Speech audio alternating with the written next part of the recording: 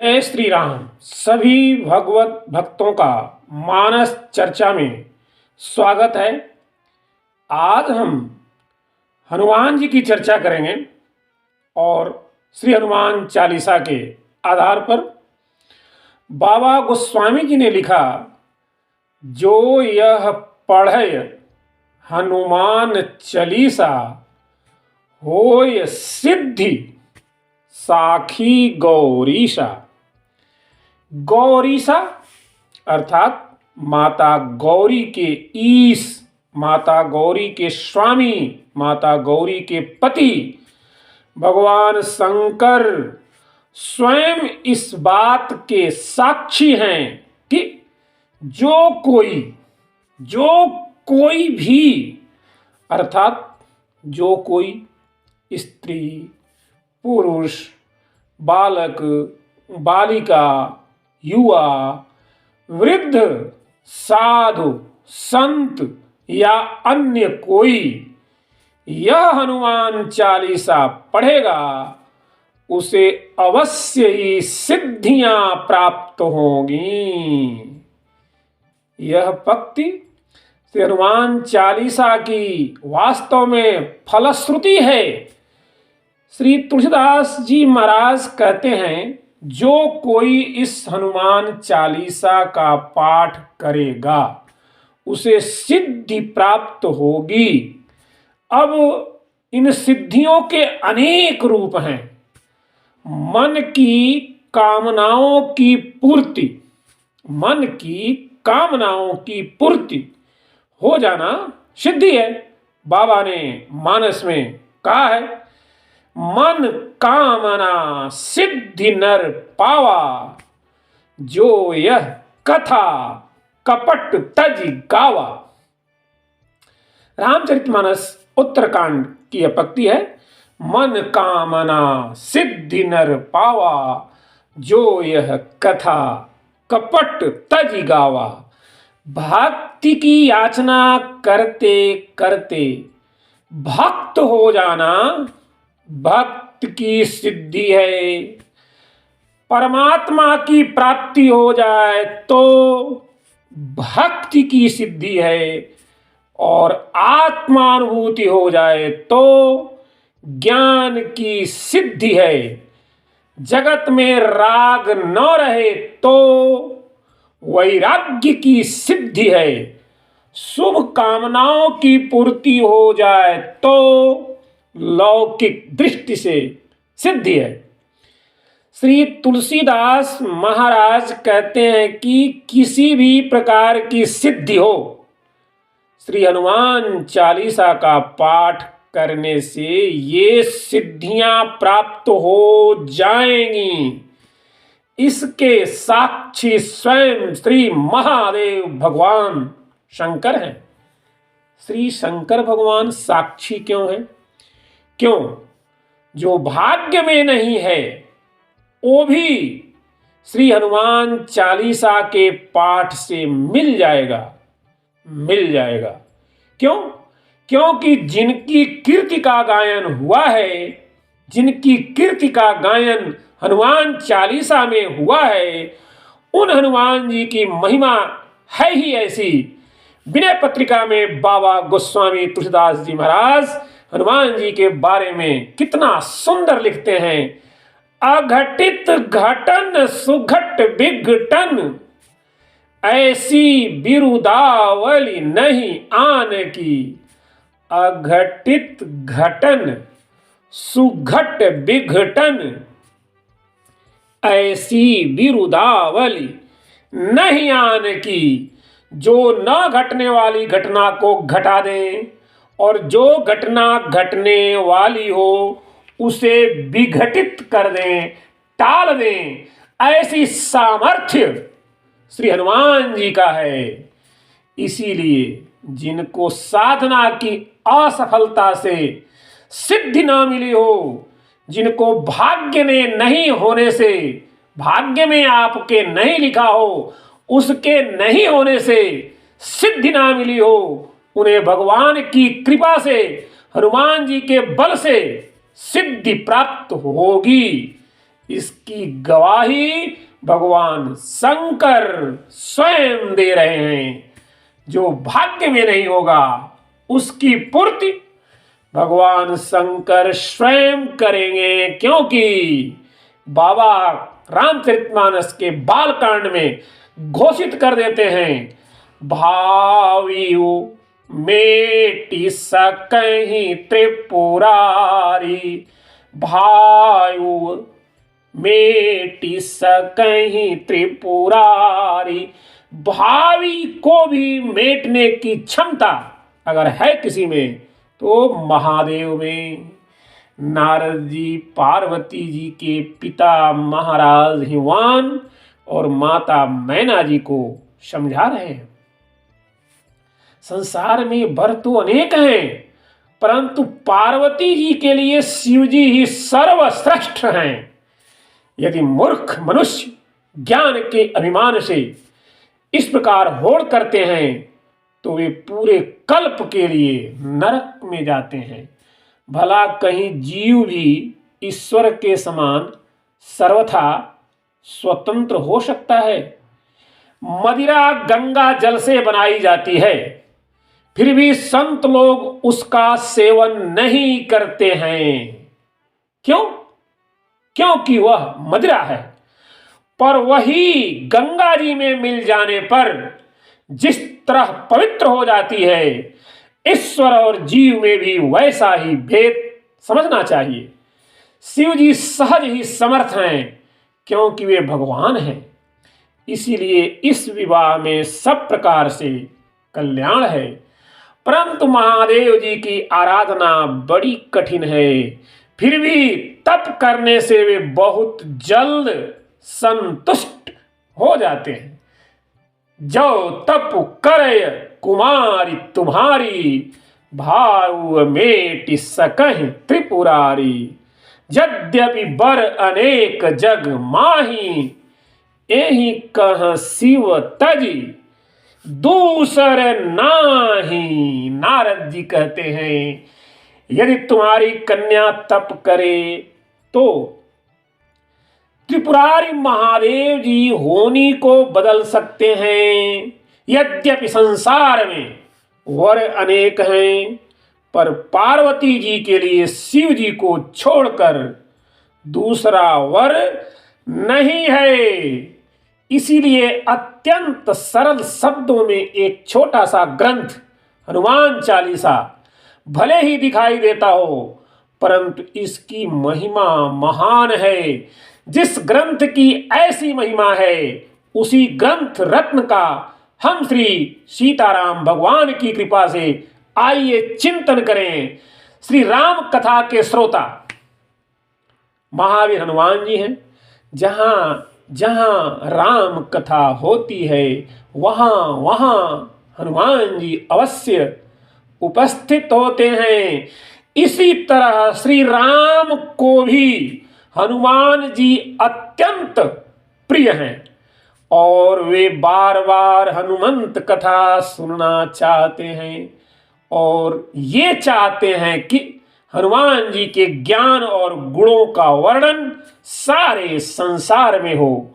और श्री राम जी की इच्छा को पूर्ण करने हेतु भगवान शंकर स्वयं श्री तुलसीदास जी को चुनते हैं और उन्हीं की प्रेरणा से संत तुलसीदास हनुमान चालीसा की रचना करते हैं और स्वयं साक्षी बनकर सभी मानव जाति को आश्वस्त करते हैं कि जो कोई भी हनुमान चालीसा पढ़ेगा उसे अवश्य ही सिद्धियां प्राप्त होंगी। ऐसा इसलिए क्योंकि भगवान शंकर को पता है कि मां जानकी ने स्वयं हनुमान जी को आशीर्वाद दिया है कि वे अष्ट सिद्धि नव निधि के प्राप्त करता भी हैं और अष्ट सिद्धि नव निधि के दाता भी हैं। अर्थात हनुमान जी के पास ये सिद्धियां और निधियां तो हैं ही, पर ही साथ वे जिसे चाहें ये आठों सिद्धियां और 9 निधियां प्रदान कर सकते हैं, दे सकते हैं। इन सिद्धियों का उपयोग करके हनुमान जी ने असंभव से लगने वाले कार्य आसानी से संपन्न किए थे। आइए हम आपको इन अष्ट सिद्धियों, नव निधियों और भगवत पुराण में वर्णित 10 गौण सिद्धियों के बारे में एकदम शॉर्टकट में बताते हैं। 8 सिद्धियां, हनुमान जी जिन 8 सिद्धियों के स्वामी एवं दाता हैं, वे सिद्धियां इस प्रकार हैं। पहली सिद्धि का नाम है अणिमा। अणिमा, इस सिद्धि के बल पर हनुमान जी कभी भी अति सूक्ष्म रूप धारण कर सकते हैं। इस सिद्धि का उपयोग हनुमान जी ने तब किया जब वे समुद्र पार कर लंका पहुंचे थे। हनुमान जी ने अणिमा सिद्धि का उपयोग करके अति सूक्ष्म रूप धारण किया और पूरी लंका का निरीक्षण किया था। अति सूक्ष्म होने के कारण हनुमान जी के विषय में लंका वासियों को पता तक नहीं चला। दूसरी सिद्धि है महिमा। महिमा, इस सिद्धि के बल पर हनुमान जी ने कई बार विशाल रूप धारण किया था। जब हनुमान जी समुद्र पार करके लंका जा रहे थे, तब बीच रास्ते में सुरसा नामक राक्षसी ने उनका रास्ता रोक लिया था। अब सुरसा नामक राक्षसी हम इसलिए कह रहे हैं कि वास्तव में वह राक्षसी का ही कार्य की थी, यद्यपि कि वह कहती है कि हम सांपों की माता हैं। चलिए, वही सुरसा है, इसकी कथा आप सब जानते हैं। उस समय सुरसा को परास्त करने के लिए हनुमान जी ने स्वयं का रूप 100 योजन तक बड़ा कर लिया था। इसके अलावा माता सीता को श्री राम की वानर सेना पर विश्वास दिलाने के लिए महिमा सिद्धि का प्रयोग करते हुए अत्यंत विशाल रूप धारण कर अपने सामर्थ्य का विश्वास माता जी को दिलाया था। तीसरी सिद्धि है गरिमा। गरिमा, इस सिद्धि की मदद से हनुमान जी स्वयं का भार किसी विशाल पर्वत के समान कर सकते हैं। गरिमा सिद्धि का उपयोग हनुमान जी ने महाभारत काल में भीम के समक्ष किया था। एक समय भीम को अपनी शक्ति पर अभिमान हो गया था। उस समय भीम का अभिमान तोड़ने के लिए हनुमान जी एक वृद्ध वानर रूप धारण करके रास्ते में अपनी पूंछ फैलाकर बैठे हुए थे। भीम ने देखा कि एक वानर की पूंछ रास्ते में पड़ी हुई है। तब भीम ने वृद्ध वानर से कहा कि अपनी पूंछ रास्ते से हटा ले।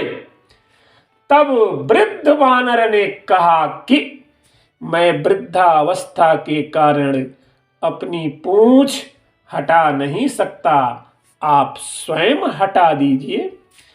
इसके बाद भीम वानर की पूंछ हटाने लगे, लेकिन पूंछ टस से मस नहीं हुई। भीम ने पूरी शक्ति का उपयोग किया, लेकिन सफलता नहीं मिली। इस प्रकार भीम का अभिमान टूट गया। चौथी सिद्धि है लघिमा। इस सिद्धि से हनुमान जी स्वयं का भार बिल्कुल हल्का कर सकते हैं और पल भर में वे कहीं भी आ जा सकते हैं। जब हनुमान जी अशोक वाटिका में पहुंचे, तब वे अणिमा और लघिमा सिद्धि के बल पर सूक्ष्म रूप धारण करके अशोक वृक्ष के पत्तों में छिपे थे। इन पत्तों पर बैठे बैठे ही सीता माता को अपना परिचय दिया था। पांचवी सिद्धि है प्राप्ति। इस सिद्धि की मदद से हनुमान जी किसी भी वस्तु को तुरंत ही प्राप्त कर लेते हैं। पशु पक्षियों की भाषा को समझ लेते हैं, आने वाले समय को देख सकते हैं। रामायण में इस सिद्धि के उपयोग से हनुमान जी ने सीता माता की खोज करते समय कई पशु पक्षियों से चर्चा किया था और फिर अंततः माता सीता को अशोक वाटिका में खोज लिया था। चौथी सिद्धि है प्राकाम्य। इसी सिद्धि की मदद से हनुमान जी पृथ्वी के गहराइयों में पाताल तक जा सकते हैं, आकाश में उड़ सकते हैं और मन चाहे समय तक जल के अंदर जीवित रह सकते हैं। इस सिद्धि से हनुमान जी चिरकाल तक युवा ही रहेंगे। साथ ही वे अपनी इच्छा के अनुसार किसी भी देह को धारण कर सकते हैं। इस सिद्धि से वे किसी भी वस्तु को चिरकाल तक प्राप्त कर सकते हैं। इस सिद्धि की मदद से ही हनुमान जी ने श्री राम की भक्ति को चिरकाल तक के लिए प्राप्त कर लिया। सातवीं सिद्धि ईशित्व। इस सिद्धि से हनुमान जी को दैवीय शक्तियां प्राप्त हुई। ईशित्व के प्रभाव से हनुमान जी ने पूरी वानर सेना का कुशल नेतृत्व किया था। इस सिद्धि के कारण ही उन्होंने सभी वानरों पर श्रेष्ठ नियंत्रण रखा। साथ ही इस सिद्धि से हनुमान जी किसी मृत प्राणी को फिर से जीवित कर सकते हैं। आठवीं सिद्धि है वशित्व। इस सिद्धि के प्रभाव से हनुमान जी जितेंद्रिय हैं और मन पर नियंत्रण रखते हैं। वशित्व के कारण हनुमान जी किसी भी प्राणी को तुरंत ही अपने वश में कर लेते हैं। हनुमान जी के वश में आने के बाद प्राणी उनकी इच्छा के अनुसार ही कार्य करता है। इन सभी सिद्धियों के साथ हनुमान जी अतुलित बल के धाम हैं। ये रही हमारी अष्ट सिद्धियां। आइए अब हम 9 निधियों पर भी चर्चा करते हैं। हनुमान जी के पास जो 9 निधियां हैं और प्रसन्न होने पर वह इन 9 निधियों को भक्तों को दे देते हैं। वे 9 निधियां इस प्रकार हैं। पहली निधि है पद्म निधि। पद्म निधि लक्षण से संपन्न मनुष्य सात्विक होता है तथा स्वर्ण चांदी आदि का संग्रह करके दान करता है। महापद्म निधि दूसरी निधि है महापद्म निधि।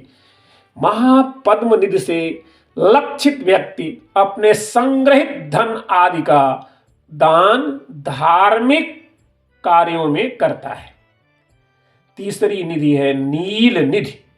नील निधि से सुशोभित मनुष्य सात्विक तेज से संयुक्त होता है और उसकी संपत्ति 3 पीढ़ियों तक रहती है। चौथी निधि है मुकुंद निधि। मुकुंद निधि से लक्षित मनुष्य रजोगुण संपन्न होता है। वह राज्य संग्रह में लगा रहता है। 5वीं निधि है नंदन निधि। नंदन निधि युक्त व्यक्ति राजस और तामस गुणों वाला होता है। वही कुल का आधार होता है। मकर निधि छठी निधि का नाम है मकर निधि।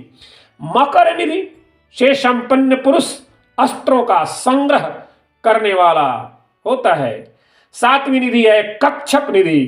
कच्छप निधि लक्षित व्यक्ति तामस गुण वाला होता है। वह अपनी संपत्ति का स्वयं उपभोग करता है।